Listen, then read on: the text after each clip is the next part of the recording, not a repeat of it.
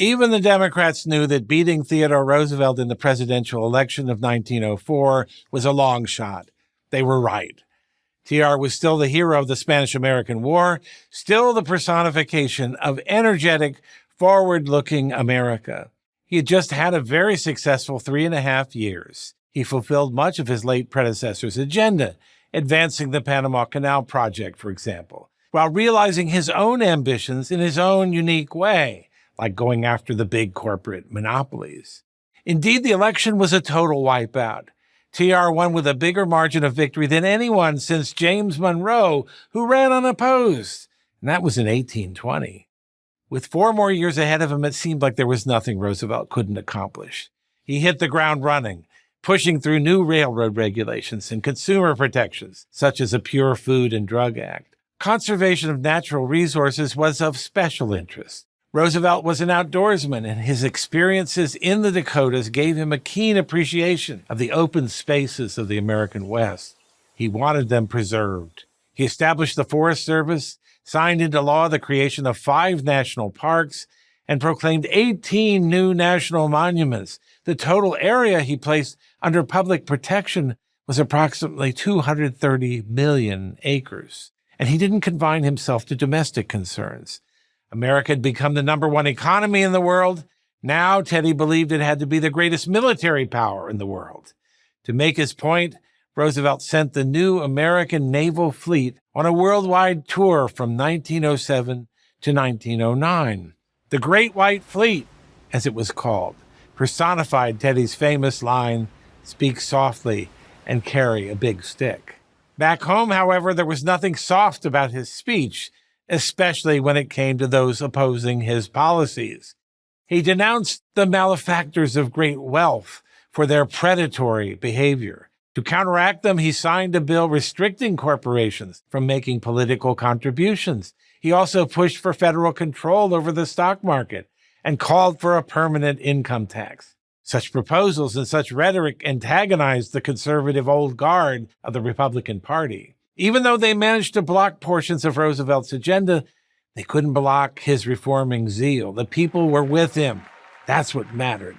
He used that popularity to promote his hand-picked successor, Secretary of War William Howard Taft. The choice was an odd one, given that Roosevelt had such an expansive view of the powers of the presidency, while Taft believed the opposite, that the president was restrained by the letter of the Constitution. After Taft won an easy victory in the 1908 presidential election, Teddy vowed to stay out of politics. After the inauguration, he embarked on a year-long hunting trip to Africa, followed by a highly successful tour of Europe, where he was feted by virtually every head of state. Even while he was gone, though, he was losing faith in the more conservative and cautious Taft. Roosevelt felt that Taft was squandering his legacy, and that was something he simply couldn't abide.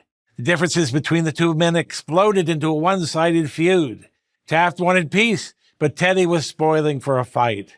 The rift deeply wounded Taft, who lamented, "Roosevelt was my closest friend." By now, Roosevelt was a full-on progressive, advocating for an early form of Social Security, for weakening of property rights, and even for allowing voters to overturn unpopular judicial decisions. Taft was alarmed.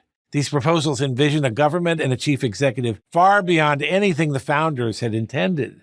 It soon became clear that this was not just a personal squabble between mentor and mentee. The showdown came in Chicago at the Republican Convention in the summer of 1912. Roosevelt had the crowd, but Taft had the party. After Roosevelt failed to get the nomination, he and the party's progressive wing stormed out of the Chicago Coliseum and formed a new party, the Progressive, or as Teddy called it, Bull Moose Party. "We stand at Armageddon and we battle for the Lord," he thundered at the party's impromptu convention. He threw himself into his third-party campaign with his usual unrestrained vigor. Even an assassination attempt, in which he was seriously wounded, couldn't silence him. In fact, it didn't even stop him from giving a speech that same day. When the results were in, it was the most successful third-party run in American history, garnering more votes, popular and electoral alike, than the Republican Party. But ultimately, it split the Republican vote and handed the election to the little-known Democrat, Woodrow Wilson, a man who would push the country in a new leftward direction, far beyond that envisioned by Roosevelt, let alone Taft. That was the dark side of TR. His boldness could veer into overconfidence, even narcissism.